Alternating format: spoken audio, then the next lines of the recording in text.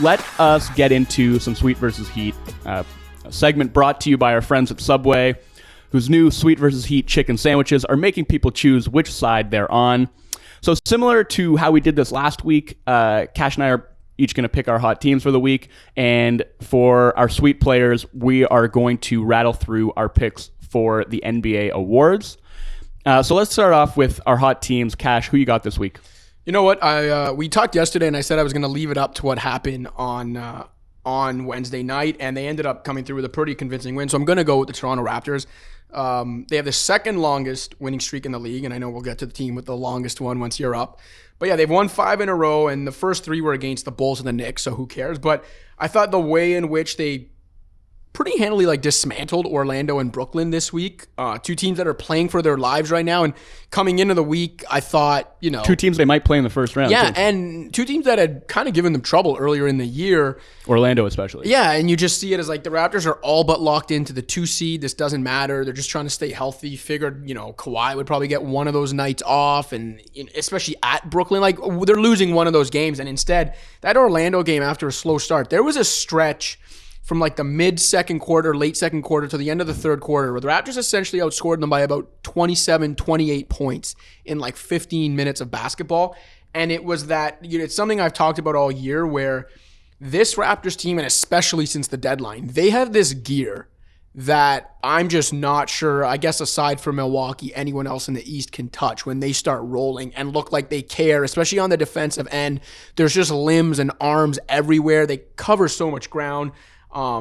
Also, shout out, the last, I'd say 3-4 weeks, Nick Nurse's out of timeout wizardry has really come through. I don't know if it's a Nick Nurse thing, maybe more of a staff thing, but he's run some beautiful out of timeouts plays and blob plays, what they call them, baseline out of bounds plays. The Raptors are running some really pretty stuff right now.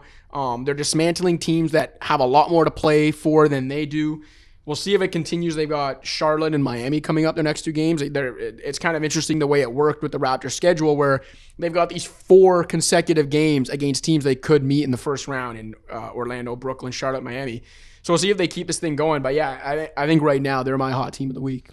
I think that Fred VanVleet thumb injury might be the best thing that's happened to them all season because VanVleet honestly didn't quite look like himself for pretty much the whole season leading up to that injury. And, he was dealing with some back issues. And this toe as well. He had turf toe from the beginning of the season. So he gets 5 weeks off, with a thumb ligament injury and comes back looking totally refreshed and renewed and has been excellent since coming back. And there have been a couple times where he's been in the starting lineup because either Lowry or Leonard is sitting, and other times when he's captaining the bench unit the way that he did last year.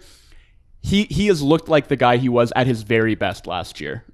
Running the pick and roll, moving without the ball, hitting 3-pointers, scoring at the rim, which was something you really struggled with early in the season.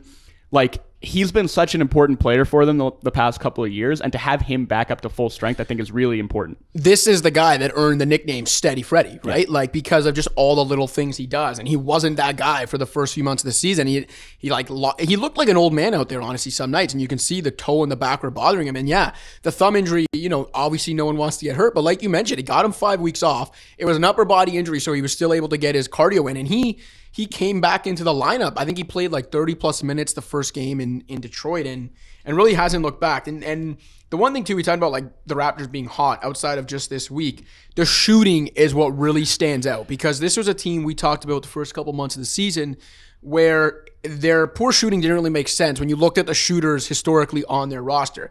They went into the new year through December 31st. They were 25th in three-point shooting. They were abysmal, and they were missing a lot of open looks. They're 4th since January 1st. I think they're 3rd since the All-Star break, or maybe 1st since the deadline, something like that.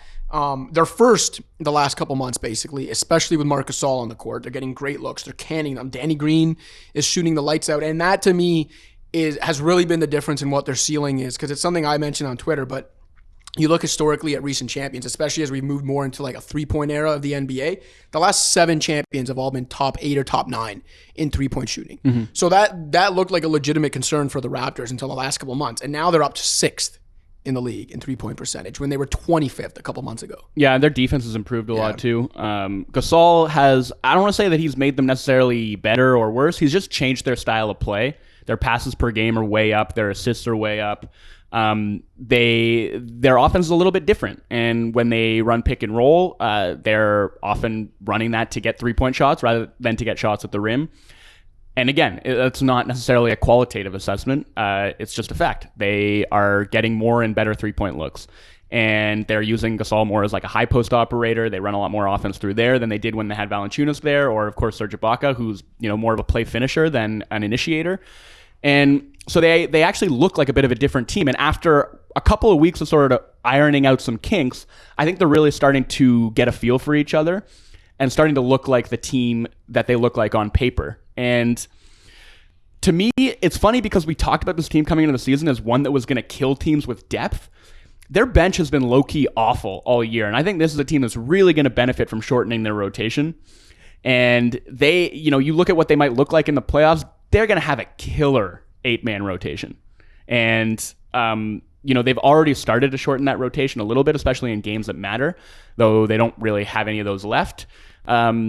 This is a team that seems like it's kind of hitting its stride at the right time. And while Milwaukee, who had pristine health all season long, is really starting to deal with some bumps and bruises here at the end of the season, the Raptors are finally getting healthy and seem to be peaking at the right time. Yeah, just to go back, I was mentioning the percentages. I didn't have the exact numbers. Yeah, so the Raptors, since the All-Star break, I mean, this is pretty sure it's unsustainable, but they're shooting 41.8% from deep as a team since the All-Star break. Shout-outs to Danny Green. What a season he is having, man. Second in 3-point percentage, first in defensive real plus-minus among shooting guards, just shooting the lights out. And honestly, often defending the opposing team's best player. I know the Raptors have Kawhi Leonard, but one of the things, and it's kind of left people perplexed some nights, is a lot of times the Raptors are actually putting Danny Green on the other team's best player and not Kawhi, and yet his defensive metrics are still off the charts. I think he's one of the best off-ball defenders in the league as well. And, we were talking last week about our all-defensive teams. He was probably the toughest cut for me. He just missed my second-team all-defense, but he certainly has a pretty strong case to be on there. And, again, his three-point shooting has just been absolutely off the charts all year long. So you hope that he can keep that up and that the Raptors can continue playing the way that they have been, because all season long, I think it's looked like the Bucks are a pretty strong favorite to make it out of the East.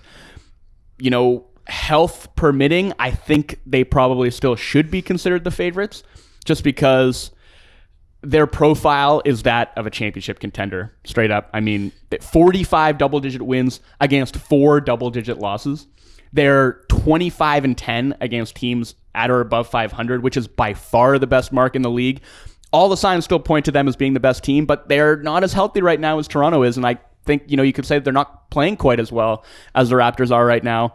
So, I mean, I can't say definitively that they are going to come out of the East. I think it's going to be a dogfight, and I don't know which team I would give the edge to right now, but it's damn close. You mentioned the 45 double-digit wins. I can't remember who tweeted it earlier this week, but the only other 7 NBA teams to have done that all won the championship.